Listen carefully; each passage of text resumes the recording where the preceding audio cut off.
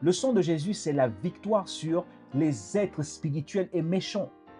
Le sang de Jésus, c'est une vie de désobéissance que tu as complètement fait effondrer.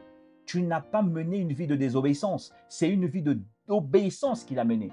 Le sang de Jésus, c'est la signature d'un nom. C'est la signature d'un nom. Le sang de Jésus, c'est quoi? C'est l'émergence, c'est le nom d'un nouveau type d'humain. Parce que sur la terre, Dieu ne regarde plus Edmond, il ne regarde pas Georgette, il ne regarde pas Philippine, il ne regarde pas Léon, il ne regarde pas Élisabeth. Dieu regarde Christ. Amen. Dieu regarde des personnes en qui Christ agit. C'est ça le sang de Jésus. C'est tous ceux qui portent en eux la marque et la signature d'un nom. Le sang de Jésus est la clé pour accéder à une nouvelle réalité où tout devient possible. C'est ça le sang de Jésus. Le sang de Jésus n'est pas comme un drapeau là animé partout, comme je vois ici et là. Non.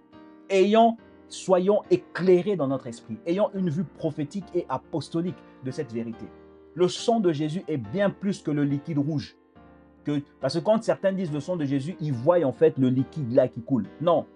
C'est une vie de principe.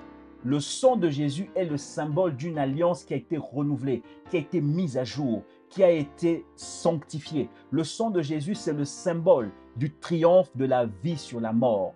Le sang de Jésus, c'est le symbole de la réussite par un sacrifice pur.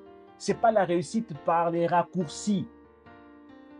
Hein? Ce n'est pas une vie en prenant des raccourcis pour arriver quelque part, une vie guidée par l'ambition. Non, le sang de Jésus traduit la régénération cellulaire infinie. En d'autres termes, tu deviens immortel. C'est ce que j'appelle la régénération cellulaire infinie. Là, je parle de la biologie. Parce que ce qui fait de nous des humains, ce sont des cellules. Ce qui fait du sang, ce qui est sang, ce sont des cellules. Et donc, quand tu as le sang de Jésus qui coule en toi, spirituellement parlant, ça sous-entend que désormais tes cellules ne peuvent plus mourir. Voilà pourquoi nous disons que nous devenons immortels. Accéder à la résurrection de Christ, quand tu dis le sang de Jésus, c'est de ça qu'il s'agit. Le sang de Jésus renvoie à une vérité puissante, une vérité éternelle, une vérité contre laquelle le diable a des maux de tête. Cette vérité, c'est laquelle? C'est que désormais, l'être humain partagera pour toujours la même nature que son Créateur. Amen.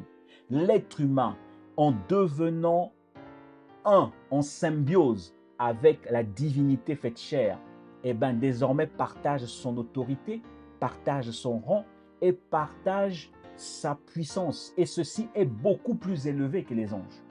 Amen. C'est ça le sang de Jésus. Donc si tu ne le savais pas, je veux que tu le renotes encore. La marque du sang de Jésus n'est pas le liquide rouge, c'est la marque d'une vie gouvernée, c'est une vie de principe, c'est la marque d'un symbole de guerre et de victoire sur le péché, c'est le symbole de victoire sur la volonté personnelle.